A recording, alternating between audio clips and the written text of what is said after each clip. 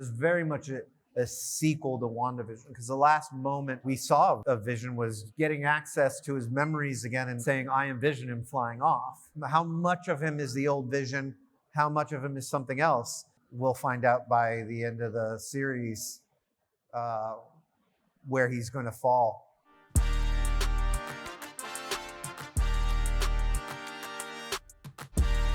What is up, D23? My name is Natasha Martinez, correspondent for Fandango and your host for Fandango Front Row. You guys, I am so excited for our guest today. He has a small little show coming out in October, but this writer, director, and showrunner has touched just about every sci-fi property there is, but now he's making his MCU debut with Marvel TV's VisionQuest, coming out in October on Disney+. Please welcome the creator and executive producer of Marvel TV's VisionQuest, Terry Matalas. Hello, Terry. Let's get comfortable. Okay. I can't wait to ask you all about VisionQuest, but want a chance for me to get to know you, but for the audience to get to know you as well. So is this your first D23 experience? It is. Only something I ever saw on the internet or read about or had friends go to and freak out about, but to actually be here is really very it's cool. Insane. Is there anything besides the VisionQuest booth that you're excited to see? Well, I mean, all of it, yeah. Right? I mean, definitely the Marvel booth for sure. It's my home. And then I gotta go check out Star Wars. I gotta go see all that too. So Of course. Will you be stopping by the VisionQuest booth?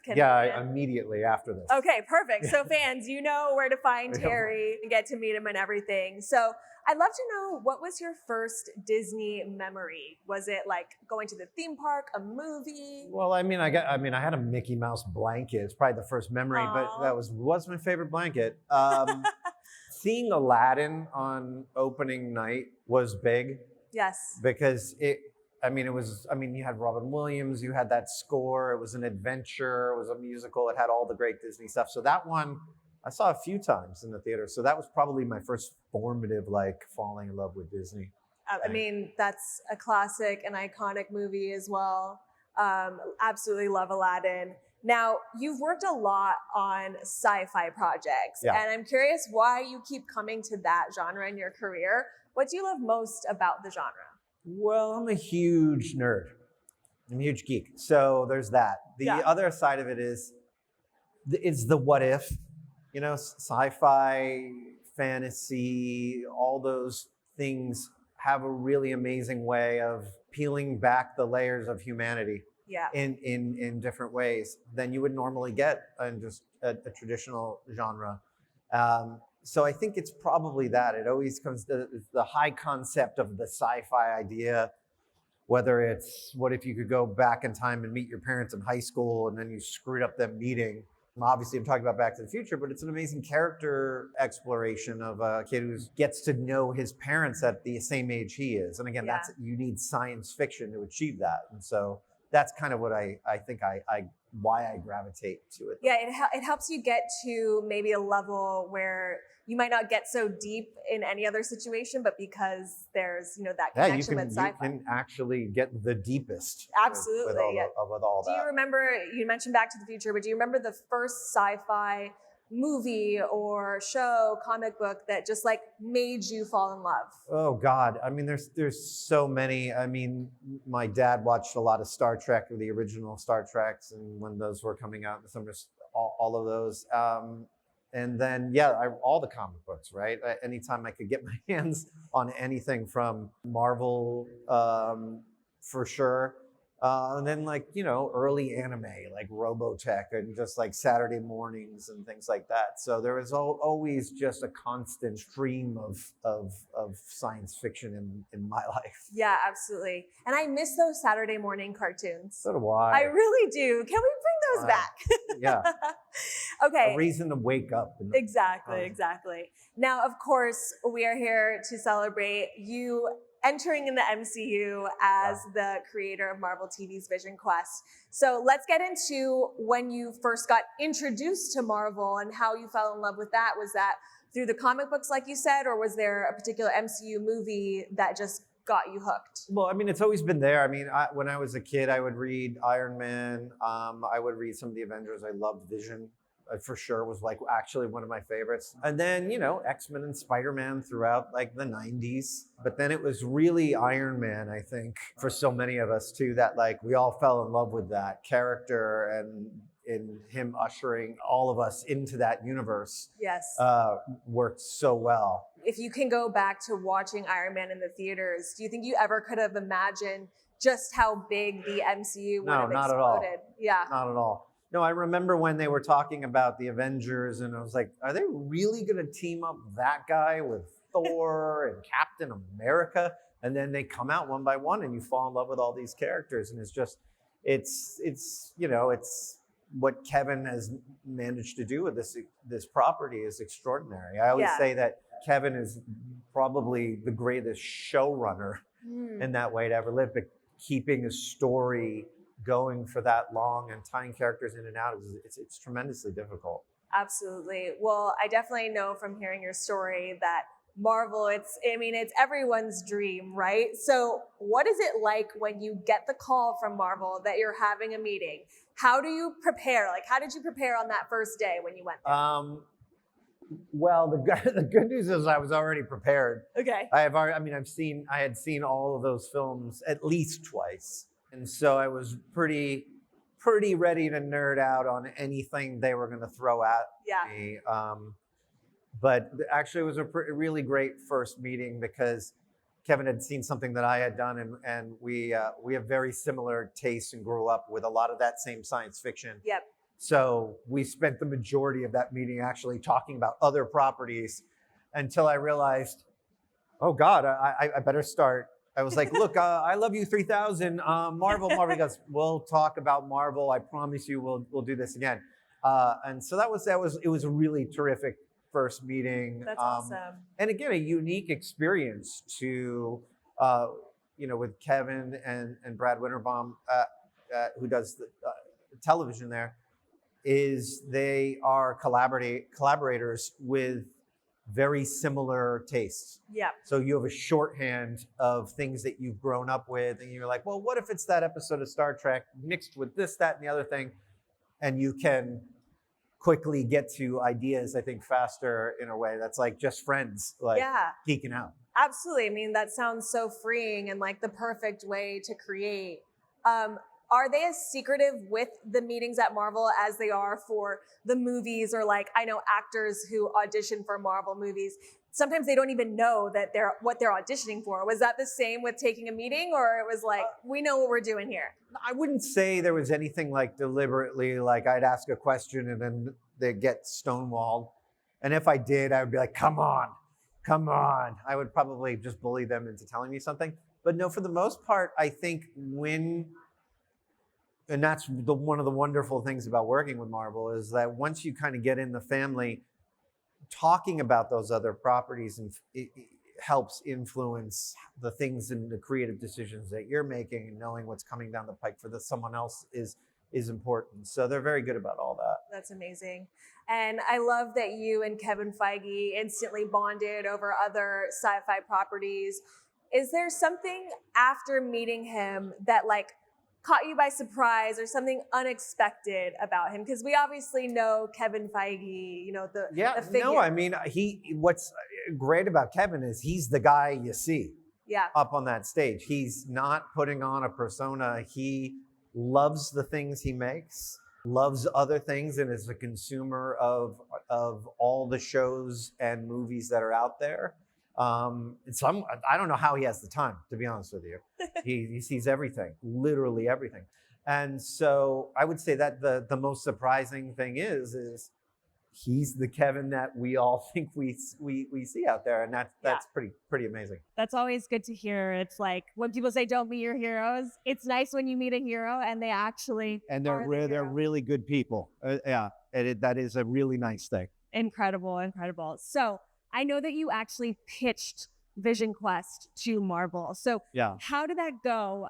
How did the idea for this television series come about and you pitching it to them? I had been meeting over there about various projects, few that I can't mention or didn't go or whatnot. And one day I remember sitting at my desk and Kevin called me and it was like, hey, how do you feel about Vision? And it was like the greatest call ever because I've seen WandaVision 3 times. My kid loves WandaVision. Yes. And I was like, yes. He's like, yeah, I'm talking about VisionQuest.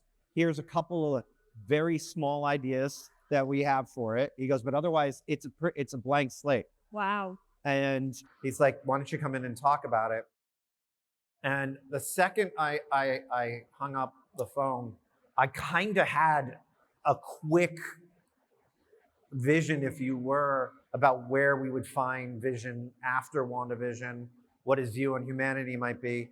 And the first question I asked was, well, we don't have Wanda anymore. So who do you really pair him up with that gives Paul someone really to chew the scenery with? And I immediately was like, well, what about Ultron? How would that work? And then I went in to pitch it. And it's a big swing. It was like, it's not what anyone was expecting. And fortunately, everybody loved it and was like, yeah, let's do that. Kevin had a couple of ideas about other characters that could come in too that were perfect. So it happened very fast and very organically. Yeah. And it was really exciting. So and it was good because I didn't have any other ideas. If they didn't like it, I was like, I don't know what I was going to do. You're like, please, yes, let them love this. For sure. And I'm sure anytime you bring up James Spader, like that's the moment in the pitch when everything is like clicks, right? Is that moment when you're like, okay, I think they're definitely on board. I mean, starting with Vision's journey was really is definitely the thing that clicks. And I'm lucky enough working with Paul Bettany, who has incredible insight on the character, who's been playing him for so long. He's just a great guy. And we immediately got along so well. Ultron came really from that last scene in Age of Ultron with Vision and Ultron finally having a conversation, these two AIs having this perspective on humanity, which to me, it's one of the best scenes in Marvel. I knew it by heart already, and I could watch that forever. Yeah. And that was the basis of my pitch. I was like, what if it's these two coupled with Vision's identity crisis that he's going through? And how does he feel about humanity now versus how he used to feel with now the devil/angel on his shoulder as well? So that was pretty much. That sounds incredible. I just got this new reinvigoration of my excitement for this series. And let's hear it. Who is it? That's a big deal. I hope you like it. And, we were talking a little bit earlier, and I'm happy to hear that you had a great relationship with both Paul and James. So let's talk about the little love fest that was happening. It was, well, that's rare. That's rare. That's not to say you don't always have great sort of collaborations with actors, but they're both awesome. Both James and Paul are amazing storytellers. They're also great writers. It's very, very hard to write the script, to break the script with all your brilliant writers as well. And then sitting down, they have to say these words, and you sit down together. And it was just so effortless with both of them.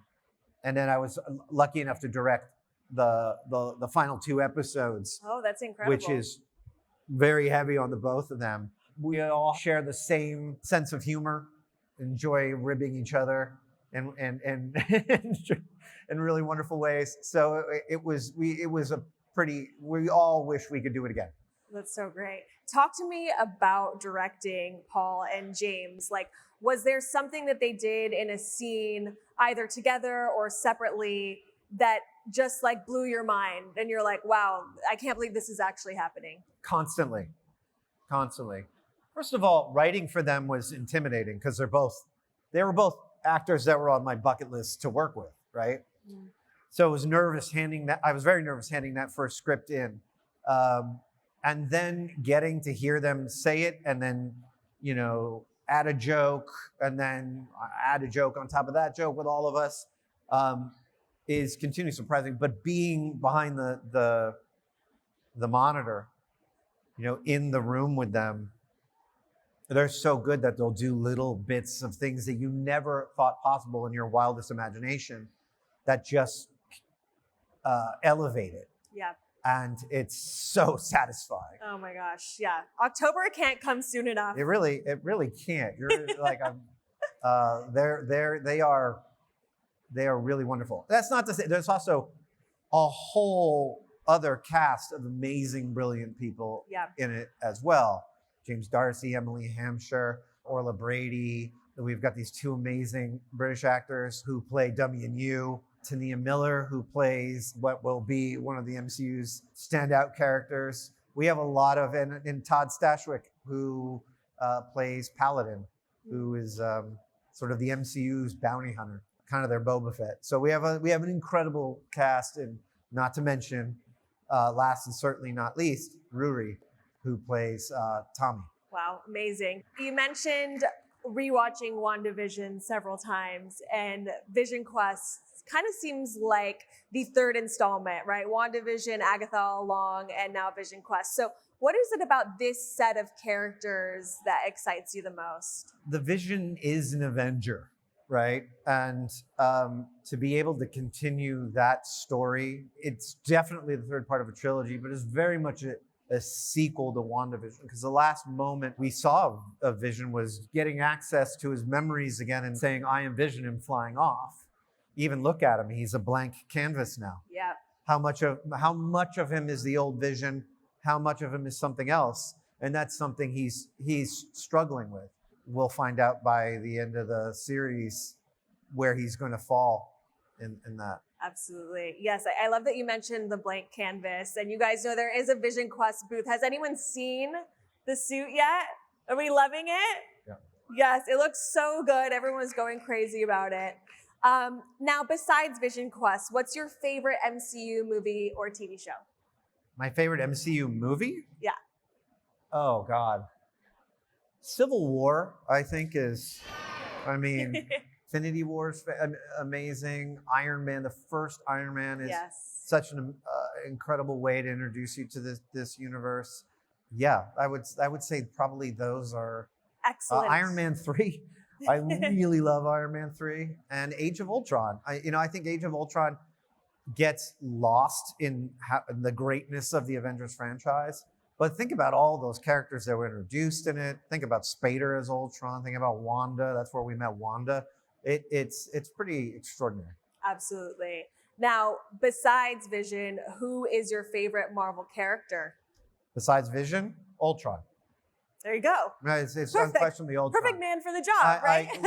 But Ultron, if you really listen to him and understand his point of view, especially when you see VisionQuest, he has a unique perspective as a child of humanity on all of us.